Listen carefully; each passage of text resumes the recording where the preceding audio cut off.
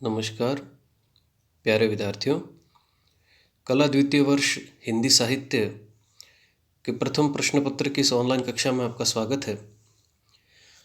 हमारी जो पाठ्य पुस्तक है रीति काव्य सुमन, उसके जो 5 अध्याय, जो 5 कवि है, उनका अध्ययन हमने पूर्ण किया।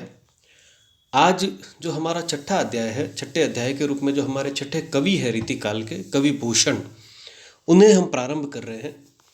जैसा कि हमें विदित है, रीति काल को हम 3 भागों में विभाजित करते हैं: रीतिबद्ध काव्य धारा, रीति मुक्त काव्य धारा और रीति सिद्ध काव्य धारा।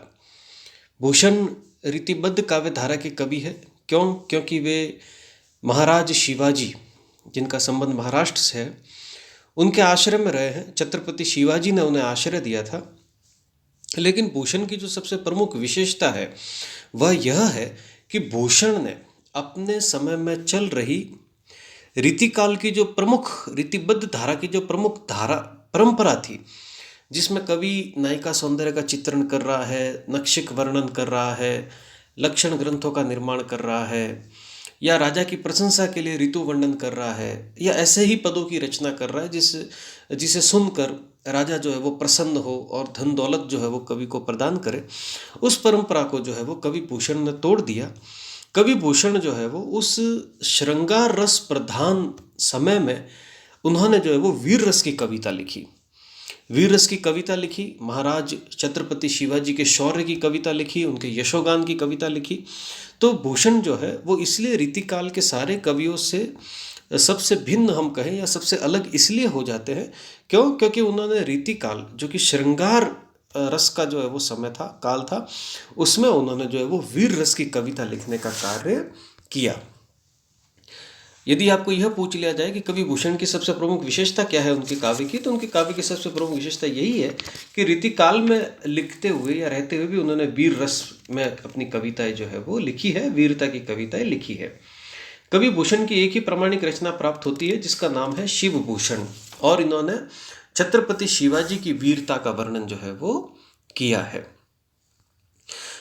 काव्य के साथ साथ, कविता के साथ साथ भूषण का जो काव्य है उसका ऐतिहासिक महत्व भी है।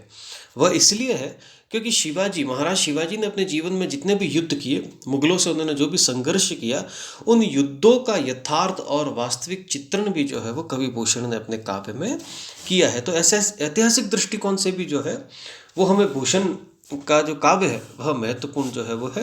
ऐतिहासिक दृष्टिकोण से भी जो है हम उसका जो है वो मूल्यांकन कर सकते हैं। असांप्रदायिक मनोवृत्ति वाले हैं कवि भूषण, और राष्ट्रीय चेतना और राष्ट्र प्रेम की जो भावना है उसके हम उन्हें प्रतिमान के रूप में जो है वो स्वीकार कर सकते हैं। तो इस दृष्टिकोण से हम देखें तो कवि वीर रस के कुशल कवि के साथ साथ, कवि भूषण जो है वो वीर रस के कुशल कवि के साथ साथ इतिहास के संरक्षक, राष्ट्रभक्त और राष्ट्र निर्माता के रूप में भी हमारे सामने जो है वो आते हैं। तो ये प्रमुख विशेषताएं जो है वो कवि भूषण की जो महत्वपूर्ण विशेषताएं हैं वो हमें ध्यान में रखनी है। मैंने आपको पहले भी बताया है कि जो हमारा 2 नंबर का प्रश्न पेपर में बनता है उसमें ये सारी चीज़ें जो है वो पूछी जा सकती है। चलिए अब हम जो है वो कवि भूषण का जो काव्य है, जो उनकी कविता है, और जो हमारी रीति काव्य सुमन में जो पद संकलित किए गए हैं हमारे पढ़ने के लिए, उन्हें प्रारंभ करते हैं। देखें हम पहला पद: साही तने सजा समर्थ। साही का मतलब साहू जी के पुत्र शिवाजी। शिवाजी के पिता का नाम साहू जी था, तो साही का मतलब साहू जी के पुत्र शिवाजी। साही तने सजा समर्थ, करी करनी धरनी पर नीकी, भूली गे भोज से विक्रम से, और भई बली बेनों की कीर्ति फीकी, भूषण भिक्षुक भूप भय भली, भीख ले केवल भौसीला ही की, ने सुख रीजी धनेश करे, लखी ऐसी रीति सदा शिव जी की। अब देखिए इस पहले ही पद में जो है वो कवि भूषण ने महाराज शिवाजी की जो दान वीरता है, कि वे किस वंश के थे, किनके पुत्र थे, और उनकी दान वीरता जो है वो कितनी भव्य थी या कितने वह दान वीर थे, उसका वर्णन करते हुए देखिए कवि भूषण क्या कह रहे हैं: साहित्य ने सजा समर्थ। हे साहू जी के पुत्र शिवाजी, तूने जो है वो सभी प्रकार की समर्थता धारण की हुई है, जो हर काम करने में समर्थ हो। करी करनी धरनी पर नहीं की, और तुमने इस धरती पर नहीं की मतलब बड़े महान जो है वो कार्य किए हैं, बड़ी श्रेष्ठ प्रतिभा स्थापित की है स्वयं की। कैसी प्रतिष्ठा स्थापित की है? देखिए उसका वर्णन करते हैं कवि भूषण क्या कह रहे हैं। भूली के भोज से विक्रम से, कवि भूषण जो है वो कहते हैं कि लोग जो है वह भूल गए। किसको भूल गए? राजा भोज को भूल गए, विक्रम को भूल गए, जो कि अपने पराक्रम में, अपने जो है वो दान की भावना में बड़े महान रहे हैं, दान देने के दृष्टिकोण से। और भाई बलि बेनु राजा बलि की कीर्ति फीकी, कि लोग जो है वो राजा भोज, राजा विक्रम और राजा बलि को भूल गए। उनकी कीर्ति भी है शिवाजी आपके सामने फीकी प्रतीत होती है। भूषण भिक्षुक भूप भय बलि, कवि भूषण कहते हैं कि शिवाजी की दान वीरता के आगे भूप भय, भूप मतलब राजा, भिक्षुक मतलब भिखारी, दूसरे सारे राजा जो है वह भिखारी की तरह प्रतीत होने लगे। भीख ले केवल बौसीला ही की, और जो दूसरे सारे जो है वो राजा भिखारी इसलिए प्रतीत होने लगे क्यों? क्योंकि जो भीख लेने वाले थे या जो दान लेने वाले थे वो केवल बौसीला वंश, महाराज शिवाजी जो है वो बौसीला वंश से थे, बौसीला वंश से उनका संबंध था। तो केवल बौसीला वंश की भीख लेकर ही, दान लेकर ही लोग जो है वो धनाढ्य हो गए, अमीर हो गए, बाकी किसी राजा की जरूरत ही नहीं उन्हें जो है वो महसूस हुई। नेसुक रीजी धनेश करे लखी, कवि भूषण कहते हैं कि जरा, निशुक मतलब जरा सा, रिजी मतलब प्रसन्न हो जाना, कि जिस पर जो है वो धनेश करे मतलब धनवान करना, कि जिस पर भी जो है वो शिवाजी जरा सा भी प्रसन्न, जरा से भी प्रसन्न हो जाते थे उसे धनाढ्य कर देते थे, धन से संपन्न कर देते थे। ऐसी रीति सदा शिव जी की। कवि भूषण कहते हैं कि हमारे शिव जी या हमारे शिवाजी की जो है वो ऐसी हमेशा से रीति रही है कि जिस पर जरा भी प्रसन्न हो जाए उसे धन से जो है वो सरोबार कर देते थे, या उसे जो है वो धनाढ्य व्यक्ति बना देते थे, उसे बहुत अधिक दान दे देते थे।